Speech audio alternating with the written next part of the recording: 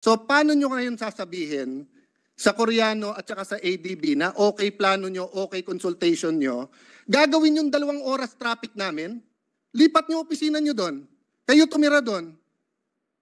Do we mean to say that all DOH has to do is to bring it to NEDA, mag-agree sila, utangin nila, tapos magulat na lang tayo 3 years later na kailangan natin magbayad ng 10 billion kasi inapprove.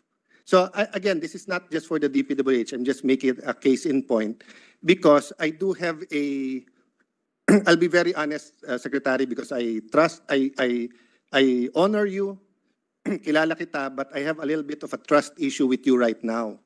Because last year, we had a coffee date. At sabi ko sa iyo, Secretary, magpupuyat ba tayo and isa-isahin ko pa ba to sa budget hearing o mag-uusap na lang tayo?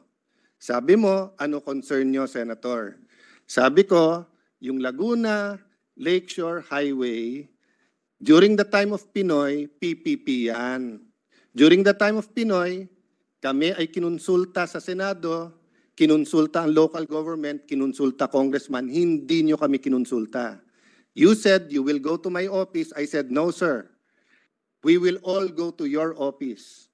January, pumunta sa iyo si dating Deputy Speaker Rani Abu, who's my Chief of Staff sa CA and agreed to help me for a time being. Pagpunta niya sa iyo, sabi mo, Rani, hindi tuloy ang project. Nag-hearing tayo last month, tinanong ko kayo. Sabi mo, ay gusto kasi ni Presidente kaya tuloy. Sabi ko sa iyo, Secretary, hindi ma-approvehan ni Presidente yan na wala kayong memo to the President na hindi nyo tinulak. Ang Presidente kahit may gusto, magpapa-complete staff work yon. So umabot na tayo today, wala pa rin ako naririnig sa inyo. So pasensya na po tayong lahat, I have to ask these questions. So did you consult the City of Calamba about this project?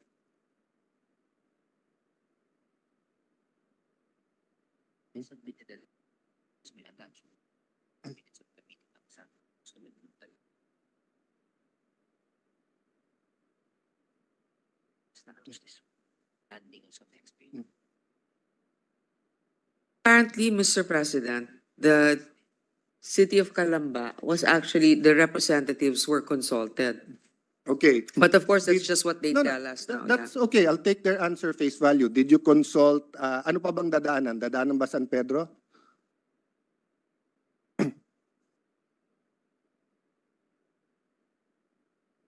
All the LGUs that will be So hindi ko na isa-isa. part of that route was Okay. consulted. So kung kinonsulta nyo lahat, bakit hindi nyo kinonsulta ang Taguig? 8 kilometers ang dadaanan sa Taguig, sisirain yung buong view ng lakeshore ng Taguig. Mr. President, supposedly,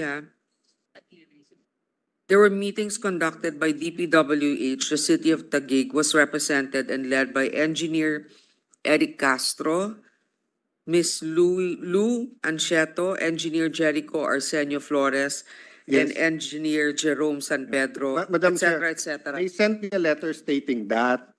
But yung aking ang coffee date with the secretary sa Sofitel, I told him that, Mr. Secretary, ang consultation, tatanungin nyo sila sa project. Tatanungin nyo, maganda, anong-ano. Hindi yung sasabihin nyo, eto plano, ano comment nyo. So sinabi ko na, sinumbong ko na sa inyo, Mr. Secretary, na ang ginawa ng mga tao nyo, nag-appointment, ng tambak ng pera, ng dokumento, pero hindi tunay na consultation. So let me ask you this.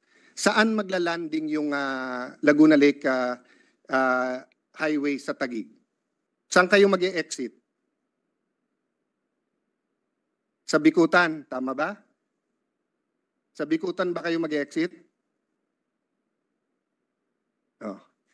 Yes or Mr. no? Para President, mabilis they're tayo. conferring with each other right now.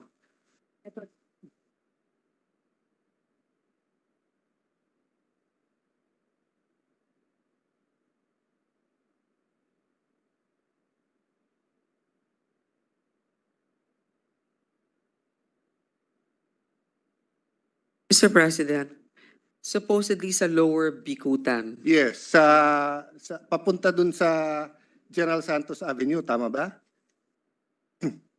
Sa General Santos Avenue, yes. Yes, Mr. President. Okay. wag na natin yung kahabaan ng General Santos Avenue, ha? Yung lang intersection ng ML Quezon at General Santos, less than 1 kilometer. Ilan minutes na traffic sa ngayon? Alam nyo ba? Doon ako nakatira kaya alam ko. At sinabi ko kay Secretary, oh, it's 30 minutes for less than 1 kilometer. Hindi pa todo rush hour yun. Kaya sabi ko kay Secretary, Secretary, may problema tayo doon. Baka kailangan yung maglagay ng flyover. Eto problema. Ang DOST hindi basta pumapayag sa flyover kasi may mga equipment sila doon na pag nag-shake, naapektuhan. Kaya hindi sila pumayag sa subway. So paano nyo ngayon sasabihin sa Koreano at saka sa ADB na okay plano nyo, okay consultation nyo, gagawin yung 2 oras traffic namin, lipat nyo opisina nyo doon, kayo tumira doon. Gagawa kayo ng highway, sasabihin nyo sa lahat ng taga Laguna, 15 minutes, 30 minutes na lang. Eh hindi nga makakatawid ng kalye ngayon ng 20 minutos eh. O anong original plan nyo dyan? Hindi ba 4-lane lang yan? Sa panahon ni Secretary Villar, pinakiusapan ko siya. Huwag niyong ituloy yung isa niyong rota. Bakit? Ilan libong ancestral house ang gigibain niyo sana? 1,600. So nilipat niyo sa General Santos. Ginawa niyong 6 to 8 lanes. Despite that, traffic pa rin ngayon. So aanhin natin ang highway dyan. Ilan lanes yung highway? Mr. President, I think this is a very detailed consideration. No, but I would like, and also to help our colleague, I would rather that the representative from DPWH answer it directly. So I would like to request that we suspend. Mr. President, May I? may we ask for a minute suspension, Mr. President? Thank you. Session suspended. Senator Poe, you may proceed. Yeah, Mr. President, I think that Senator Cayetano really has a valid reason to raise this issue about the construction of this Manila Bay project, a Laguna Lake project that is actually affecting Taguig and Pateros. So, Mr. President, what the discussion is now, it's not the particulars of where the exit will be or what the technical the details are, but that they will go back to a discussion and the drawing board where what the concerns are of the people of Taguig and Pateros, and also what the real plans are of the DPWH. Kasi tama din yung sinabi ni Senator Cayetano, syempre, kailangan nila ng permiso dito sa kanila, sa mayor, pipirma. Kung hindi naman pirmahan, dahil nga hindi maayos ang pagkakadetalye ng plano, magiging kasalanan pa ngayon nila na hindi nila pinayagan ng proyekto na to. Pero ang totoo nun ay kulang-kulang ang detalye. So pumayag naman si Senator Cayetano na pagbigyan muli ang DPWH na to redeem themselves and to go back to the drawing board and to talk to him. And with the permission of Senator Cayetano and Secretary Bonoan, the chair would like to preside over such a meeting and understanding with respect to the technicals and the specifics of the project. Thank you. Senator Cayetano. Yeah, I'd like to thank you, Mr. President. Pahabain na natin mula Taguig, paabutin na natin ng Sursogon kung ikaw ang magpre-preside. I'm trying to make it light because I'd like to apologize to the DPWH family. I'm sorry if I'm emotional because this really affects lives. And may I just emphasize, Secretary, that we've asked this 1,000 times from the time we were congressmen to here. You've heard this since you were a junior officer in DPWH. Consultation means not only a dialogue or a meeting. It also doesn't mean that pag hindi pumayag, hindi matutuloy. But ibig sabihin, kunin nyo yung sagot.